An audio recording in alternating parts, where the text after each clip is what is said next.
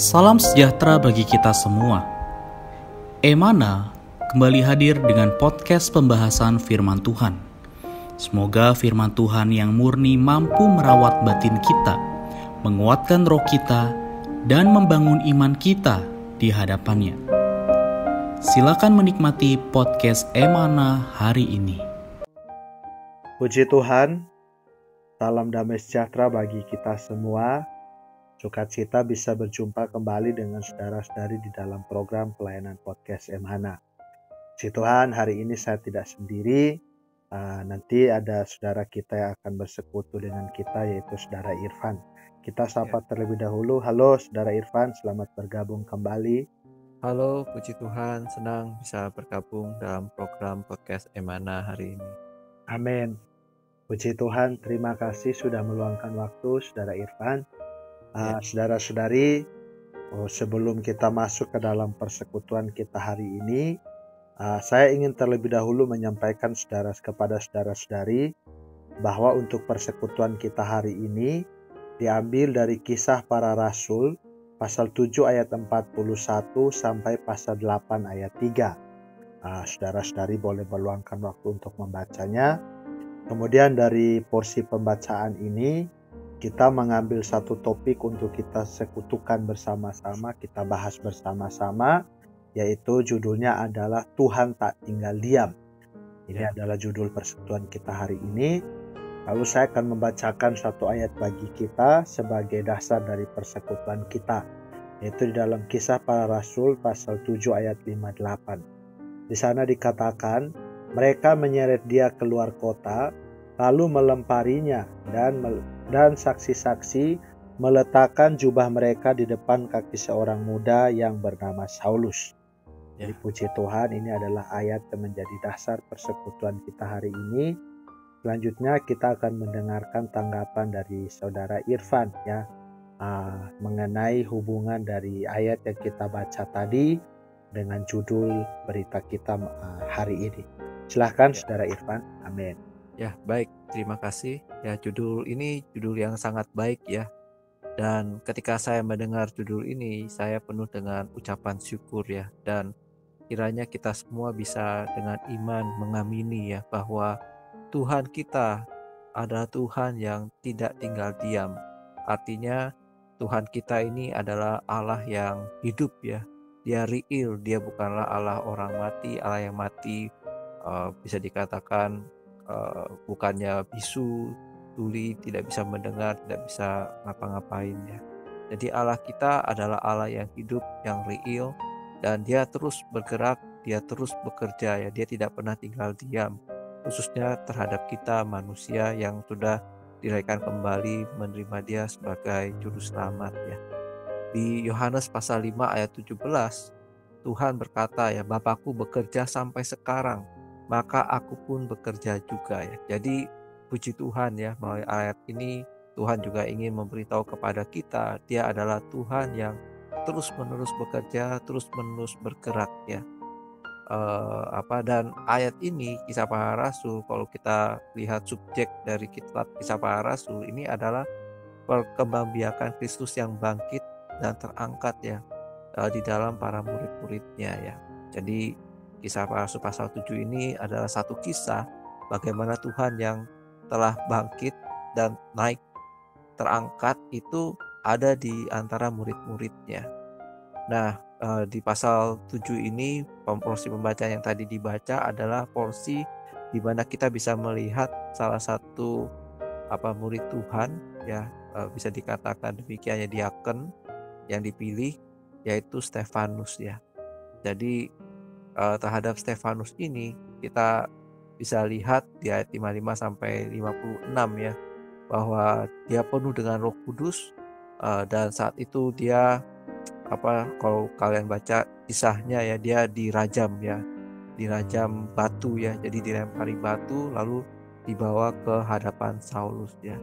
Namun Alkitab mencatat ya, ketika dia dirajam batu ya, di sana Stefanus bukannya mengeluh, bukannya mengutuki orang yang merajamnya batu ya, tapi di sana dikatakan dia penuh dengan Roh Kudus, dia menatap ke langit dia melihat kemuliaan Allah dan Yesus itu berdiri di sebelah kanan Allah. Jadi dia melihat Yesus berdiri dan orang-orang di sana pun melihat bahwa wajahnya Stefanus ini bercahaya ya, penuh dengan kemuliaan Allah. Jadi kita melihat waktu dia dirajam ya, Allah ada di sana, Allah berdiri dan Stefanus dipenuhi dengan Allah sehingga dia lain daripada yang lain ya. Dia tidak membenci yang merajam, dia dibawa ke hadapan Saulus dan saya yakin dan percaya ya, ini memberi kesan yang cukup dalam kepada Saulus ya. Kita tahu ke depan Saulus ini akan menjadi Paulus. Tuhan sendiri menampakkan diri kepadanya dan dia juga akhirnya beroleh selamat menjadi pengikutnya Tuhan. Jadi dari cerita ini kita melihat Allah tidak tinggal diam. Seolah-olah musuh mungkin menang ya, Stefanus itu mati martir ya. Tetapi di sanalah justru Tuhan menaburkan benih ya kepada Saulus dan Saulus akhirnya juga bisa Tuhan dapatkan. Amin. Amin. Puji Tuhan. Terima kasih Saudara Irfan. Saudara-saudara, sebelum kita masuk ke bagian yang lebih lanjut, kita bersama-sama melihat dulu kutipan dari renungan singkat yang berkaitan dengan topik persekutuan ini. Nanti Saudara Irfan akan membantu menjelaskannya ya. Dalam kutipannya dikatakan bahwa kasus pelemparan batu terhadap Stefanus adalah sebuah ilustrasi dari aktivitas Kristus di dalam kenaikannya. Membicarakan tentang Stefanus, Kisah Para Rasul pasal 7 ayat 55 sampai 56 mengatakan, tetapi Stefanus yang penuh dengan Roh Kudus menatap ke langit lalu melihat kemuliaan Allah dan Yesus berdiri di sebelah kanan Allah. Lalu katanya, sungguh aku melihat langit terbuka dan Anak Manusia berdiri di sebelah kanan Allah. Waktu di dalam kenaikannya, Tuhan melihat situasi di bumi, dia berdiri. Mungkin dia berkata, kalian para penganiaya dapat melempari Stefanus dengan batu dan mematikannya. Tetapi aku akan mendapatkan salah satu dari kalian, Saulus dari Tarsus, dan membuatnya menjadi jauh lebih kuat daripada Stefanus. Apakah yang dapat kalian lakukan tentang hal ini? Kalian melempar batu dan aku melakukan pengamatanku. Tunggulah sejangka waktu dan kalian akan kalah. Amin. Kasus Stefanus mengilustrasikan bahwa di dalam kenaikannya, Kristus yang bangkit itu sangat aktif. Siapakah yang dapat menerangkan mengapa bumi hari ini dipenuhi dengan orang-orang Kristen? Mengapa ada begitu banyak orang beriman di dunia ini? Orang-orang besar telah berusaha menguasai bumi ini, tetapi mereka telah gagal. Hitler misalnya, berusaha melakukan ini tetapi akhirnya ia kehilangan segalanya. Napoleon setelah ia dikalahkan, dilaporkan bahwa ia memandang ke langit dan mengakui bahwa Yesus telah mengalahkannya. Napoleon mengakui bahwa sekalipun Tuhan Yesus tidak berperang, dia mendapatkan segalanya.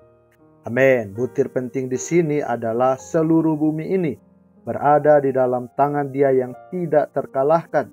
Dan Dia ini sedang melaksanakan perkembangbiakannya. Amin. Kita semua adalah bagian dari perkembangbiakan Kristus yang dihasilkan dalam kenaikannya. Puji Tuhan. Ya, ini adalah kutipan singkat dari renungan berkaitan dengan topik ini. Selanjutnya mungkin kita kembali ke Saudara Irfan. Kita ingin mendengarkan bagaimana pandangan Saudara Irfan terhadap kutipan ini. Amin. Silahkan Saudara Irfan. Amin. Ya, baik. Terima kasih. Jadi kutipan itu sangat ya dan amin ya.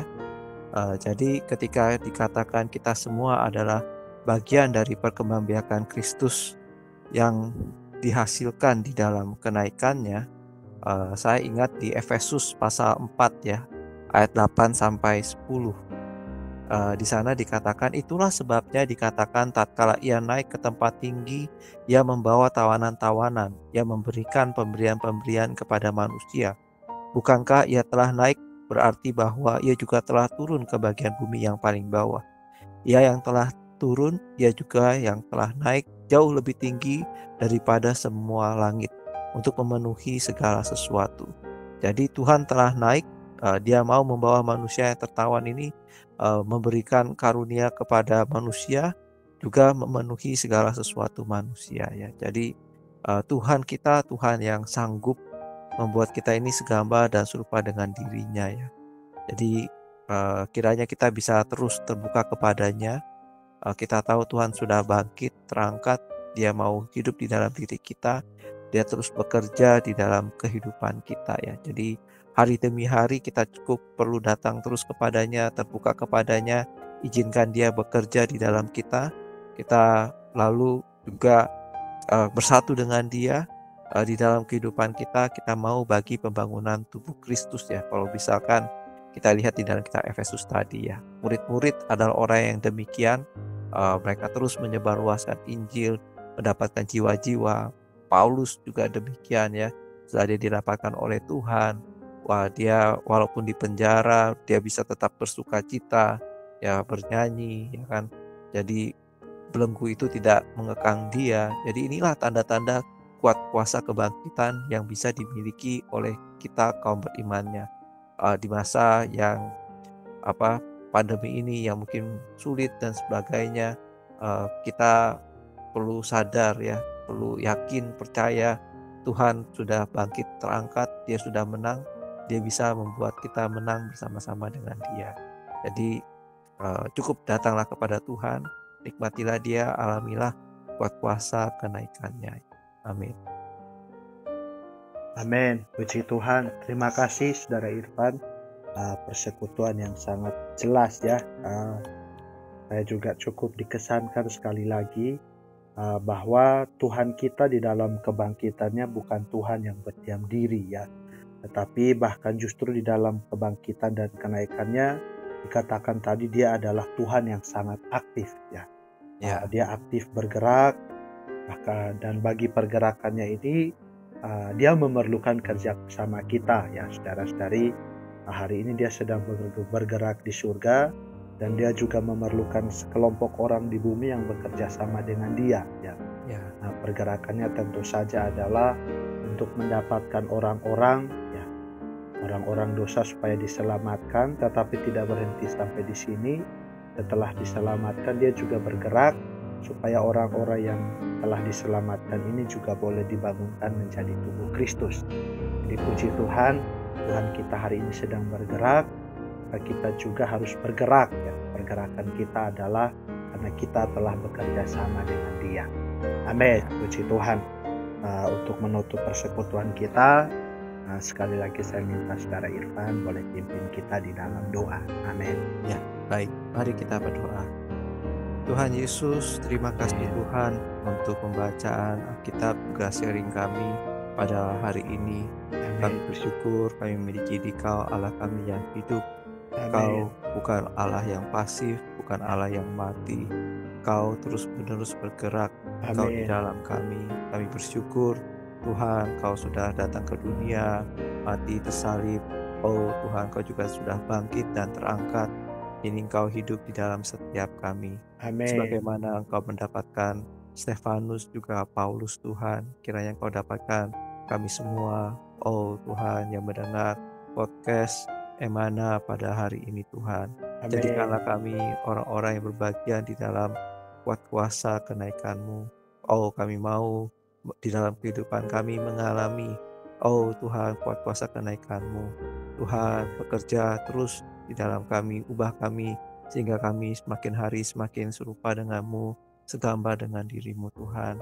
Biarlah dalam kehidupan kami Engkau ternyatakan, orang-orang di sekitar kami bisa Tuhan dapatkan, mereka menjadi tawanan-tawanan-Mu. Oh mereka, oh Tuhan adalah bagi pembangunan tubuh-Mu. Kami serahkan kehidupan kami ini ke dalam tangan-Mu Tuhan. Di dalam nama-Mu kami sudah berdoa. Amin. Amin. Puji Tuhan. Terima kasih Saudara Irfan atas persekutuannya hari ini. Semoga di waktu mendatang bisa kembali hadir, bisa membagikan firman Tuhan. Juga bagi saudara-saudari yang mendengarkan podcast hari ini, kiranya bagian firman Tuhan yang disampaikan hari ini boleh kembali menguatkan dan mendorong kita. Men, puji Tuhan, demikian persekutuan kita hari ini. Sampai jumpa dalam podcast yang berikutnya. Tuhan memberkati. Amin. Tuhan berkati. Memberkati.